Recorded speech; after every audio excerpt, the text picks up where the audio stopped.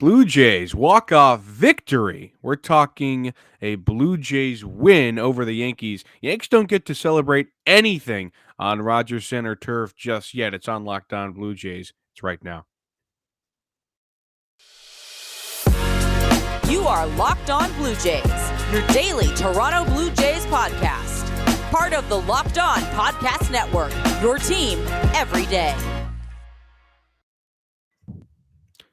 Matt Bonaparte, Ben Shulman with you on your Tuesday episode. Thanks for making Locked On Blue Jays your first listen every day. We're free and available wherever you get podcasts, and we're talking about a Jays victory. Very exciting over a division rival, 3-2 over the Yankees in extra innings. Jays had to take it to the 10th.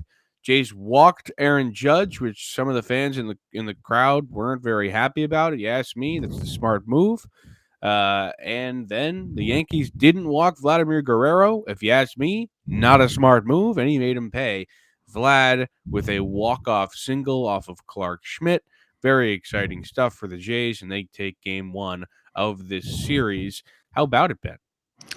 Yeah, really fun. I mean, couldn't have asked for a more entertaining series opener than I think you got. The Yankees on top early. It looks like it's going to be bad, but Vladdy kind of, in a way, Vladdy with the help of huge Yankees trade acquisition, Isaiah Kiner-Falefa, helped the Blue Jays start a rally when Vlad smokes a ball, but also right at Falefa, or Kiner-Falefa, I should say.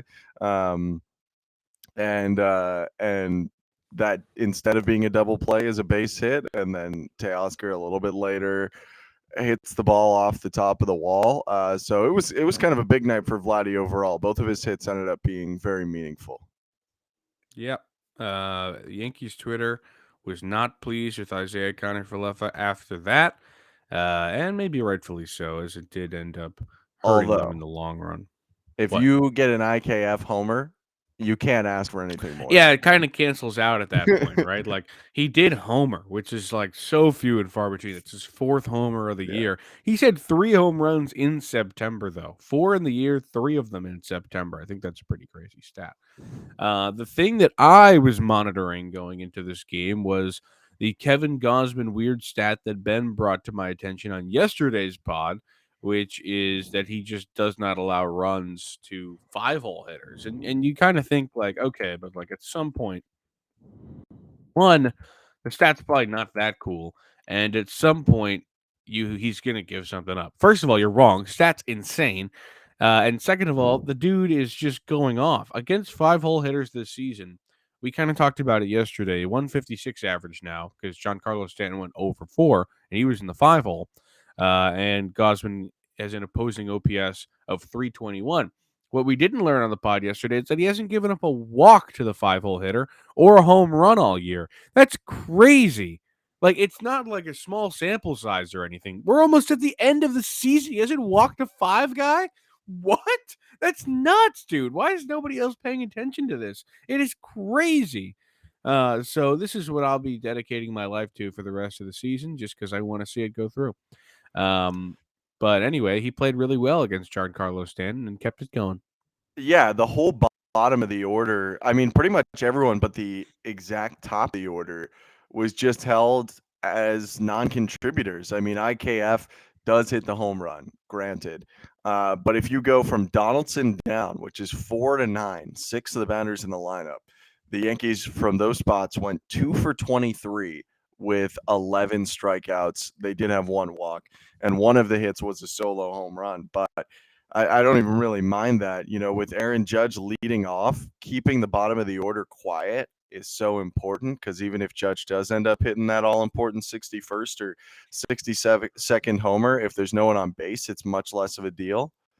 And Gausman did that really effectively. I mean, Harrison Bader's a guy he wouldn't have faced in a while, had no issues with him. Obviously, guys like Oswaldo Cabrera are kind of new and not that much of a scouting report. Holds him to 1 for 4. You mentioned Stanton. Donaldson goes 0 for 4 with 2 Ks. Jose Trevino, who at one point this year was actually hitting pretty well, goes 0 for 4 with 2 Ks. So it was good. I mean, Gausman early on got into some trouble, but he kind of used that dominance over the bottom to keep his pitch count low, and it helped him ride out into the 7th inning. And how about him bouncing back? Because the Yanks scored in the first two innings there, and Gosman was pitching from behind, only for a couple innings because the Jays ended up tying it up in the fourth. But when your starting pitcher gives up a run in the first and a run in the second, I don't know how much more confidence you have in them. Obviously, it's not the end of the world, but you're pitching from behind and you have to bounce back. And that's exactly what he did. He ended the day with a pretty solid line. 6 and a third innings pitched, 6 hits allowed, only two earned, one walk, 7 Ks. The guy was pretty solid on the mound. So kudos to him for that. And then the bullpen came in and slammed the door, which we will get to more in a little bit. But going down this Jays lineup, um, everybody was pretty much a contributor today. Tapia went 0 for 4. Springer out of the leadoff spot, I expected more, especially against the Yankees, who he has played so many times in such big spots. 0 for 5 for him. But Bo and Vladdy both with 2-hit games. Vladdy, of course, with the all important RBI at the end of it to win it, and then screams, "This is my house." Which nobody was contending, but he decided to let us know anyway. And Teoscar with a huge homer. So, or not a homer, but right off the top of the wall. Real close. Thought it was a Yeah, homer. He did. yeah. Bader, I thought was going to get it, but first of all, he just wasn't big enough, and second of all, he Yeah. just jumped way too early. It's a tough wall. You kind of gotta. You can't just jump at it, kind of like a Yankee Stadium wall. You kind of have to jump, like blast your foot into it to kind of bounce He a should have little watched some Kevin higher. Pillar tape. That's Yeah, what he should have that's done. you gotta rip some Kevin Pillar strategies out there because few are big enough. Judge could probably just jump up, but few are big enough and Well, athletic that's what enough. I was saying. I was like, if Judge is playing center right there, I bet it's an out. That guy catches the ball. I Close. mean, he's like It's close. 8 feet tall. Teo also hit that as far as you can without it being a home run. So Yeah, yeah. I mean, kudos. barely missed a homer. I want to talk about extras too. When Judge did make a really solid play in right field, and then Cavan didn't tag. I was so surprised by that because I don't know what he was thinking. Like maybe the ball was going to drop or whatever, and he wanted to have a good jump. But I mean, he hit that to the moon. He hit again a ball that was hit probably as far as you could hit it without being a home run or nearly, and Cavan didn't take third, ended up not mattering at all. But still, I thought, that's a missed opportunity. For me, I disagree, honestly. There was one out when it happened. If there's no outs, I'm 100% with you here that Cavan needs to tag. But there was one out. So Cavan tagging gets him to third. Ground ball, fly ball doesn't score him. It's still a base hit that scores him. Yes, there's the factor of a wild pitch. I don't really think we see that many of those in the majors. So I think what Kevin was doing was he was trying to score on that play because it was hit very high. He wasn't going to be able to actually start sprinting until he saw it go down. So knowing he would score on a single next time because he'd be running on contact with two outs, I thought it Underrated made sense. fast guy. What? He's an underrated fast guy. Yeah, he's pretty fast, and he grades out as a really good base runner, even like regardless of speed. Um, so I think he was just trusting that he would score on a single, which he did. And trying to make it easier. Had that play been a double to end the game right there. So, it would have been nice to get the 90 feet, but I get what he was doing. Okay, let's take a quick break. And on the other side, we're going to talk about where the Jays bullpen ranks among playoff teams. But first, from BetOnline, oops, um, BetOnline.net is your number one source for football betting info this season. Find all the latest player developments, team matchups, news podcasts, and in-depth articles of analysis on every game you can find. And as always, BetOnline remains your continued source for all your sporting wagering information with live betting and up-to-the-minute scores for every sport out there. The fastest and easiest way to check in on all your favorite games and events, including MLB, MMA, boxing, and golf. Head to the website or your mobile device where you can learn that BetOnline is where the game starts. All right, back here on Locked On Blue Jays, Matt Bonaparte, Ben Shulman with you. If you want to join the conversation with us, email us, lockedonbluejaysreal@gmail.com, or go to Twitter @LockedOnJays. Give us a follow. Ben, I hand it off to you. Yes, sir, Mr. Bones. Blue Jays yesterday got a big performance, a bounce back performance out of the pen that at times has struggled recently.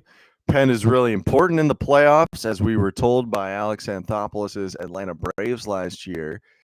So I ask you, Bones, what's your feeling on the pen compared to other playoff teams in the American League? So I hand it back to you. Um, you know, the Jays have a good pen, but I don't. I think that we know that the top three guys are really good, but after that is where I get a little bit worried. Like when you have to bring Mesa in, despite him having an 8-0 record, by the way, which I was kind of shocked by. That's when when Mesa comes in is when my confidence level shoots down. Um, they do have a solid pen, but it's just not as deep as you'd like it to be, and we've talked about that plenty, especially when the trade deadline was here. But I think it's close to the Yankees. I think they're a little bit similar to the Yankees in that they have a couple of guys that they're go-tos, but the thing that they have over the Yankees is that they have a lockdown closer guy in Romano who is just a beast. And the Yankees do not really have that. But when you go around to the rest of the league, you have a team like Seattle, who has Paul Sewald closing games, who is a failed starter who used to play for the Mets. And then the rest of the bullpen's made up of guys who are good, but like their name value, I don't know, carries all that much weight, like Penn Murphy or Eric Swanson, who have had really, really good seasons. But it's like that kind of uh, you know, bottle it up, lightning in a bottle kind of season for those guys. Diego Castillo, who probably is the biggest name in that bullpen, has had like the worst year of any of those guys. Um, he is a 3.81 ERA in 49 and 2/3 innings, which just isn't very good. But they also have a guy who throws 105 in Andres Munoz, so kind of cancels it out. For the Guardians, I mean, they have Emmanuel Clase, who is just nuts, throws like 102-mile-an-hour cutters. But outside of him, it's nothing like too scary. Trevor Stefan's good. Sam Henkes is good. Karen Jack's pretty good. Karen Shack, too. Yes, I almost missed Karen Shack. Karen Shack is solid, especially when the umps are like combing his hair. He's good. The Stros, they're pretty good.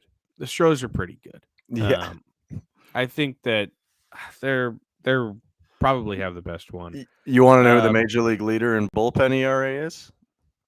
who is it? It's the Houston Astros. Yeah, the Stros they're pretty darn good. I mean, Ryan Stanek having a 1.2 ERA in September is nuts. He's not even their closer. Ryan Presley is, and he has a sub-3 ERA. They're really good, and it doesn't stop there. Rafael Montero is great. Hector Neris is great. Phil Maton is solid. Brian Abreu is really, really good for them. They have a lot of guys that they can go to in that pen. So the AL it has a pretty they have a pretty solid pen like everywhere you look in the AL playoff picture. Where would you put the Jays? Where do you think? So for me, I mean, I have Houston clearly better than them. Um, I have Tampa better than them. Yes, Tampa's the Um, one team I forgot. I have Tampa better than them just because they're Tampa and they figure it out. Um, I probably have Cleveland ahead of them. Um, I'm going to cheat a little bit. I kind of have them at a tie with Seattle. Like I'm kind of thinking about this. Like if you could offer me to trade your whole bullpen for my whole bullpen, would I do it essentially? Like I would Mhm. trade for the Guardians whole pen. I don't think I would for Seattle's, but not because they're like worse. I just think it would be like the same thing. A net So zero. I kind of have them tied with Seattle and then ahead of the Yankees. The Yankees healthy, I have arguably number one. Um, but their number of question marks to me, honestly, at this point. Yeah, totally. There's barely Well, the any fact that guys they that have are to sure bring in things. the fact that they have to bring in Clark Schmidt in a game like yesterday's, Yeah. where you kind of knew he was going to blow it, shows you that much. I would probably put the Yankees last as well, just because all of the injuries right now are just, they're ravishing them. Yeah, Chad Green out for the year, Michael King's out for the year, Wandy Peralta's on the 15-day IL, and it they're doesn't really getting stop there. nothing from Chapman. They're hoping that They're Britton going to after DFA Chapman. yeah, That's the crazy part. and they're hoping to get something from Britton who hasn't pitched in a full year. That is the thing I don't understand is Zach Britton being the guy that they're like, all right, it's okay. Zach Britton's coming, guys. Like, Yeah. what? Who cares? So Clay Holmes is good, but as you saw with the first couple of streaky. pitches last night, ball it's a little bit of a Yusei situation where he doesn't know where the ball is going 100% of the time. You could give him and Merriweather if you want to give him a little more credit. sure, but Merriweather Merriweather doesn't. Oh, okay. I thought I got you. The other problem with them is that their setup guy or has been or like their big game or big spot guy has been Lucas Litke, who's 35 years old and doesn't throw the ball more than 90 miles an hour, which not necessarily a problem in itself, but I mean when you're giving a guy like that 55 innings on the year and you're putting that much faith in him because a guy like Aroldis Chapman cannot throw the ball or Jonathan Loizaga can't be trusted, that's where you kind of run into an issue. They have had the luck of they've lucked into really good arms in Ron Marinaccio. Scott Efros has been pretty good. Lou Trevino's been really good for them. But it has not. I would probably put the Yankees last, 100%. Here's an interesting exercise. I told you the Astros. This is ranked by American League teams. I told you the Astros are first in bullpen ERA in the American League. Where do you think the Yankees are?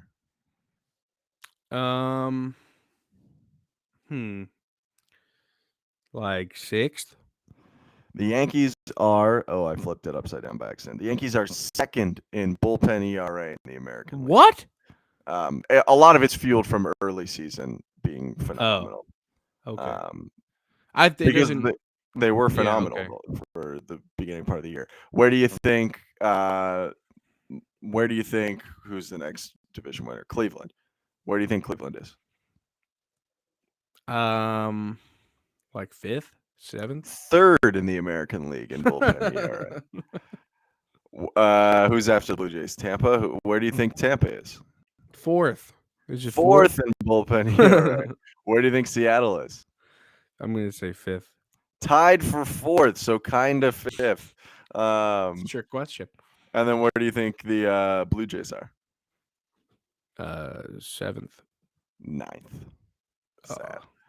But Blue Jays are much better out of the pen, although they had a tough week than they were early in the year. I feel like some of these teams, like the Yankees, are actually worse off than they were at the beginning of the year. So I don't hate the Blue Jays pen going in. I mean, for me, we talked about this year's team versus last year's team. That's such a massive improvement that I brought up when we did that comparison is the bullpen of this team is significantly deeper than the bullpen of last year's team. Like it's a good pen. They have options. It's not the world's best, but it's a good pen. It's better than some of the notable pens around the league. I think that's fair. I'd still say it could have been a lot better, and if the front office got their heads together, I think that they could have done something around the deadline to make it really good. But they were like, "Who cares? We'll get Whit Merrifield, and it'll all be okay." And that was Anthony Bass and Zach Pop is what they I know. I just wanted to say that. Okay, ads, and we continue. Okie dokie, artichoke. It's time to do some more over-unders for today's upcoming game. But first, Ben, why don't we go over yesterday's? So yesterday I made some over-unders and only tracked how Bones did to make me look better. So Bones, this is how you did. There were 5 different questions. 2 of them centered around Kevin Gausman. You got very unlucky in this respect. Or you could say that I put out elite lines up to the listener. Kevin Gausman, 7.5 strikeouts was the over-under. Bones said over. He struck out 7. Exactly. Shame. 1 strikeout away from it hitting there. That's a loss for Bones. My best line of the day, innings pitched for Kevin Gausman, 6 1/3 over-under. I didn't do a 3.5 of anything, but I guess I should next time because that's a push. Kevin Gausman goes exactly 6 1/3 innings. He probably could have gone more. It was probably not a good idea to do so. They took him out at 94 pitches. So that's unfortunate. That brings you to an 0-1-1. Hits from the 5 hitter. You didn't know before, you do know now. So you projected there would be a hit from 5 hitter Giancarlo Stanton. You did specifically say I'm predicting hit if it's Stanton and not if it's Donaldson. No. Donaldson. Oh, you said it was Donald's? Okay. Well, regardless, the 5 hitter went hitless. So you are winless so far, 0-2-1. Whit Merrifield came into the game on a hot streak. You said, let's keep it going over on half a hit. Wrong. 0 for 3 Whit. He goes down. You go down to 0-3-1, but that's okay because you did pick up 1 win. I think I told you wrong before the episode. You did pick up 1 win. You predicted that Aaron Judge would not have his special night. You said the under on Aaron Judge home runs, which feels like more of a win for the Blue Jays side of the Zoom room, but it is a win for me, you man. in the betting world. So you go an impressive 1-3-1. Shut up, man. By the way, if you're wondering, it didn't matter if it was Donaldson or Stanton. Donaldson also went 0 for 4. Yeah, but it's time to get to the lines for today. If you're a bettor, don't take any advice from us because we're two goons. Also, you can't get these lines anywhere, so it doesn't matter. But on this show, you got to be like Dion Waiters. Just forget about yesterday. Just keep shooting. heat check. Heat check them. All right. Jose Barrios is pitching tonight, Ben. Over under 6 innings from Jose. Last start, he had 2 and gave up a bunch of runs. I go under. I don't think he has a terrible start, but I don't think he has a great one. I'm going like mid-5s. Ben officially thinks he's going 1 inning, 10 earned runs. It's true. That's exactly what I said. We go to the next line. Over under 6 Ks. Over under 6 Ks. I'm going to stick with the trends, and I'm going to say under. If I'm going to go under on the innings, I think I'm going to go under on the Ks. He has struck out far more guys at home this year, but we chronicled recently how it's still not even a strikeout per inning at home, which is kind of crazy for him. So I am going to say that he is under those strikeouts. How many innings do you think he goes, if I may ask? 5, like 5-ish. 5 to 5 2/3. All right. Well, you think he's going to come close to my line? Yeah, I think he's going to do all like 5, like a 5 innings, 3 run start. And they're like, okay, let's take him out now. Okay. Blue Jays over under 1.5 home runs. Jameson Taillon on the mound for the Yankees gives up a good number of homers. 24 homers this year is not little. Barrios is at 29. Yeah. I'm going to say over. They didn't homer yesterday. I like their odds against Taillon, who I believe they've hit pretty hard this year at times. He's given up a lot of homers. Yeah, I'm going to say over. I will say this. In his last start, Taillon did not give up a homer. And the last time he played the Blue Jays, he gave up 1 homer. And the time before that he played the Blue Jays, he did not give up a homer. So it's a tough one. I mean, 2 homers is a tough bet to go after, but I gotta, like you said, it's Dion It doesn't just mean Taillon though. Like the bullpen giving up a home run counts. Okay, well, Taillon's a big factor still, obviously. Yeah. All right, last line for you, Mr. Ben. Last line. Blue Jays bullpen over under 2 runs allowed. Bullpen for the Jays today. Yeah, I'll go under. All right. I was just testing your integrity on your previous statements. I mean, I would on most days I'll bet they give up under 2 runs and I'll be able to make up for my losses on the rare days they do. Facts. True. All right. Well, that's all the time we have today on Locked On Blue Jays. Thank you for making Locked On Blue Jays your first listen today. Now we got a guy, he's an MLB expert. His name's Paul Francis Sullivan. He has a podcast called Locked On MLB. Go make it your second listen. He brings humor, passion, and a unique perspective on every team and the biggest stories around the league. It's the number daily league-wide podcast, Locked On MLB, Odyssey app, YouTube, wherever you get podcasts. Go there. We'll see you later.